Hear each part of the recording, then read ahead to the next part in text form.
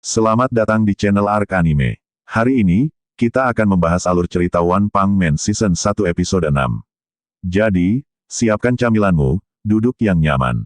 Pastikan untuk like, subscribe, dan aktifkan lonceng notifikasi agar kamu tidak ketinggalan video-video menarik lainnya dari kami. Sudah 5 hari berlalu sejak Saitama resmi menjadi pahlawan profesional. Tapi belum ada kejadian besar hingga saat ini. Genos mencatat bagaimana cara Saitama mengajar. Di sini Saitama merasa tidak enak, karena sebenarnya tidak ada yang dapat dia ajarkan kepada Genos. Lalu dia berpikir tentang metode apa yang bisa diajarkan untuk berlatih. Namun yang terpikir hanyalah latihan otot. Dengan cara itu pasti Genos tidak akan puas. Lagian dia itu cyborg. Saitama seketika berhenti berpikir saat Genos menjelaskan tentang seminar untuk pahlawan kelas C. Yang mana jika tidak bertugas selama seminggu namanya akan dihapus dari keanggotaan pahlawan. Sontak Saitama terkejut karena dia memang benar-benar tidak tahu. Malahan dia selama 5 hari ini terlalu santai. Ya meski dia selalu memantau televisi untuk mendapatkan update berita tapi sayang belum ada momen yang pas buat dirinya bertindak. Kemudian Genos kembali menjelaskan, berita yang disiarkan di televisi biasanya kejadian besar. Pahlawan kelas C, biasanya bertugas mengejar pencuri, perampok, penjamret, dan begal. Karena banyaknya pahlawan kelas C, mereka harus tetap aktif bertugas. Genos juga mendengar banyak yang mundur dan ganti pekerjaan. Seperti halnya karyawan yang jadi tukang promo. Mereka tidak akan sukses kalau tidak berkeliling. Tentu segera Saitama ganti seragam, ia meminta Genos untuk tidak ikut. Karena jika pahlawan kelas S ikut, takutnya usaha pahlawan kelas C seperti dirinya tidak akan dianggap. Genos sih mau ikut tapi Saitama ngomong gini. Genos sejak awal, yang menuntunku bisa sekuat sekarang adalah tekad dan keinginanku menjadi seorang pahlawan. Bisa saja kalau kau juga berusaha menjadi pahlawan. Mungkin akan ada perubahan. Kasarnya, karena Genos adalah cyborg jadi tidak perlu melatih tubuh. Ada kemungkinan mengganti pola pikir bisa menjadi kekuatan. Saitama bingung nih dengan apa yang dia ucapkan sendiri. Tapi dia tetap melanjutkan kata-katanya. Intinya ini bukan tentang kekuatan atau teknik. Pertama harus melatih pikiranmu. Untuk itu, kau harus melampaui sulitnya asosiasi pahlawan profesional. Kau harus mengincar peringkat 10 besar di kelas S. Saitama bersyukur Genos mengerti apa yang dia ucapkan. Padahal dia mah udah deg-degan. Saitama terus berlari berkeliling kota tapi hingga sore tiba, Saitama tidak menemukan satupun penjahat.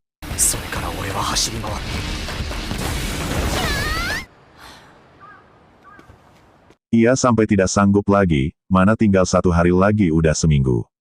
Ia pun memutuskan untuk pulang saja lebih dulu. Besok mah urusan besok. Keesokan harinya Saitama mulai panik, bagaimana tidak. Sudah genap seminggu dia nganggur jadi pahlawan dan tidak bertemu dengan penjahat. Jika hari ini dia tidak beraksi seperti kemarin ia khawatir karirnya sebagai pahlawan akan gagal. Beberapa saat kemudian, dia diserang oleh Sonic. Saitama sih agak lupa sama namanya. Namun karena dia masih sibuk, ia pun pergi gitu aja. Sonic kesal lalu menyerang Saitama. Mengira kepala Saitama akan terbelah namun siapa sangka malah pedang miliknya yang hancur. Saitama bilang dirinya masih sibuk, meminta Sonic untuk tidak mengganggunya kalau tidak mau dia bogem. Selanjutnya ada gadis kecil yang membawa pahlawan dengan julukan Tank Top Tiger. Gadis itu menuduh Saitama sebagai orang yang mencurigakan karena sejak kemarin keliling kota dengan ekspresi wajah menakutkan. Awalnya Saitama ngira kalau yang dimaksud tuh gadis kecil adalah Sonic. Tapi siapa sangka tuduhan itu ditujukan kepadanya. Tank Top Tiger tak percaya jika Saitama adalah pahlawan. Namun jika benar adalah pahlawan, Tank Top Tiger meminta Saitama untuk tidak membuat orang risih. Karena jika itu terjadi, reputasi pahlawan lain juga ikut menurun.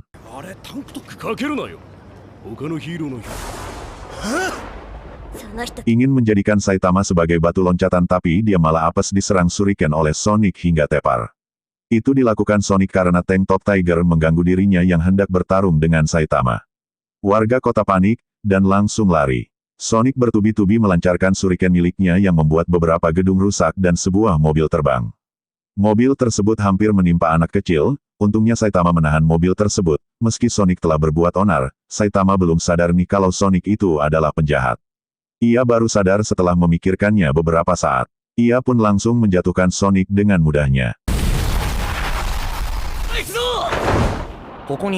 Dengan begini, bisa dianggap Saitama sudah melakukan pekerjaannya.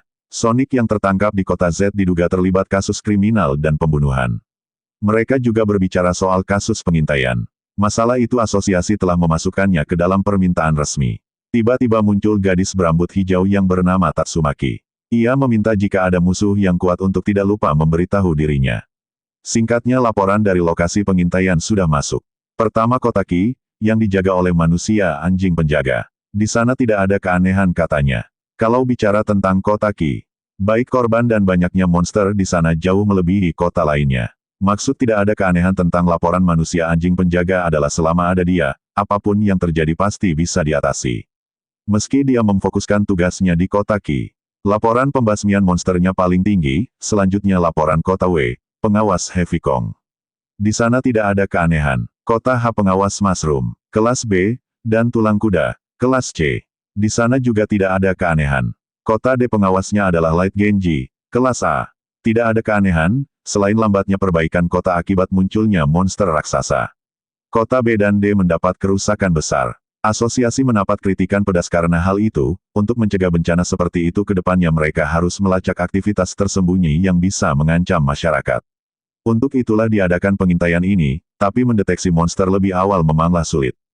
Kota F, pengawasnya kelas A, Snake sang tapak ular. Mantan pimpinan grup surga Hammerhead terlihat memakai jas dan dasi dan masih dalam pengawasan. Di kota Z, diduga terdapat potensi bencana. Sudah dikirimkan 2 pahlawan kelas A menuju ke sana. 2 orang itu adalah kumis pegas peringkat 33, dan bola emas peringkat 29. Mereka sudah tiba di kota Z. Meski kota Z luas tapi kalau ditelusuri terdapat banyak blok tak berpenghuni. Dibanding kota lain, kota Z berpotensi mengalami bencana monster paling tinggi. Kejadian ini terus memburuk sejak 10 tahun terakhir. Dan beberapa tahun lalu, monster tingkat dewa sering muncul. Sepertinya seluruh penduduk sudah pindah ke tengah kota. Karena itu, air juga listrik dibiarkan dan jadilah kota hantu. Mencari tempat tinggal di sini pastilah sangat murah. Orang bilang di sini tempat tinggalnya monster kuat, itulah sebabnya pengintaian ini diserahkan Kepda mereka berdua. Setelah memasuki area tak berpenghuni mereka harus siap untuk tempur. Juga tidak boleh lengah. Yang jadi misteri adalah, jumlah monster yang terus bertambah di tempat ini, banyak teori yang berkaitan dengan itu, tapi kemungkinan ada sekelompok koloni monster yang sedang beranak. Atau semacam ratu yang berkembang biak.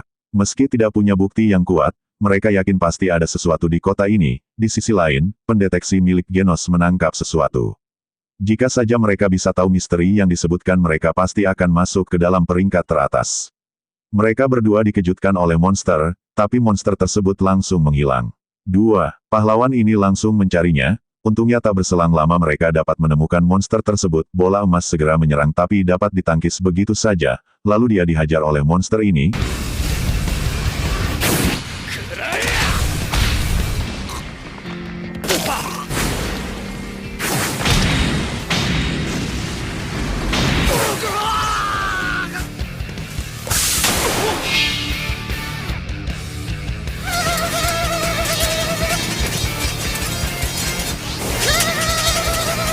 Satu tersisa gantian menyerang tapi serangannya dapat dihindari.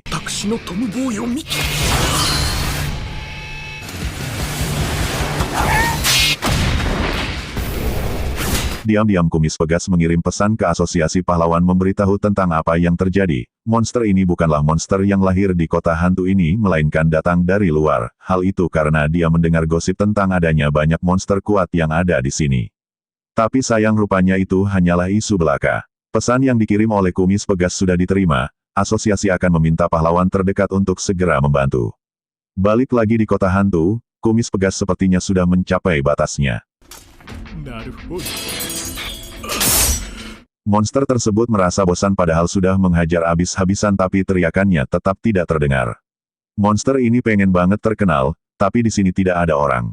Jika begini dia merasa tidak akan mungkin menjadi terkenal. Makanya dia milih buat pergi, begitu dia berbalik dia melihat Saitama yang sedang membawa belanjaan. Monster ini mengira itu adalah orang biasa. Lantas monster tersebut menyerang Saitama. Entah apa yang terjadi, singkat cerita Saitama sudah berada di rumah memasak rambut itu monster yang seperti sayuran. Genos sampai heran mengapa banyak benda itu berserakan di depan pintu. Sudah tahulah ya nasib tuh monster kayak gimana. Hasil laporan dari kota Z sudah masuk. Tidak ada keanehan pada kota dan area penduduk. Menurut pengintaian, ditemukan monster kuat di area tak berpenghuni. Tapi kumis pegas dan bola emas tak sanggup menghabisinya. Kedua pahlawan itu berhasil lolos tapi monster yang mereka hadapi menghilang dan kemungkinan masih berkeliaran di area tak berpenghuni. Ini kesempatan bagi Tatsumaki untuk membenarkan pendapatnya, memang harusnya dia saja yang menangani. Pahlawan yang datang membantu menemukan sesuatu yang mengerikan. Di sisi lain, Genos sudah menambal lubang yang ada di rumah Saitama dan sekitarnya. Peringkat pahlawan Saitama juga naik dari 388 ke 342. Seminggu telah berlalu, Genos masih belum melakukan apapun. Jadi peringkatnya di kelas S masihlah terbawah yaitu peringkat 17. Meski demikian dari kepopuleran Genos mendapatkan peringkat ke-6. Saitama langsung kaget dan bertanya bagaimana bisa. Itu karena seorang pemuda 19 tahun berbakat yang langsung masuk kelas S. Penuh harapan, wajahnya tampan, caranya menolak wawancara media sangatlah keren. Begitu katanya.